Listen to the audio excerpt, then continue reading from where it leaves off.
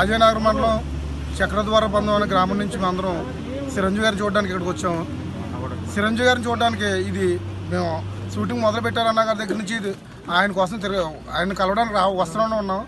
మొన్న వస్తే ఆయన ఈరోజు రమ్మని ఆ రోజు వచ్చారు. మేము అడ్డంగా నిలబడ్డాం. సార్ ఒకసారి చూసి వెళ్ళిపోతాం అది అని అడిగితే ఆ రోజు ఆయన వెళ్ళిపోవడం జరిగింది. వెళ్ళిపోయారని మేము అందరం డిసప్పాయింట్ అయ్యాం.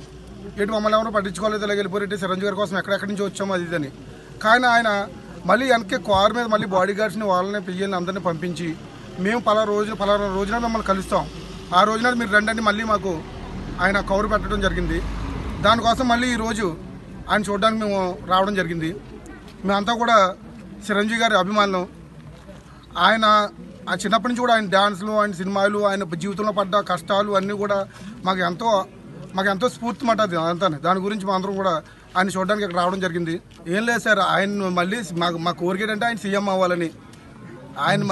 ఆయన చాలా చేశాడండి, ఆయన చాలా చేశాడు. కాకపోతే ఆయన రాజకీయం చేయడం రాలేదండి. ఆయన చేసింది ఏంటంటే సేవ చేశాడు. కానీ ఇక్కడ కావాల్సిన సేవ కదండి, ఇక్కడ రాజకీయం కావాలి.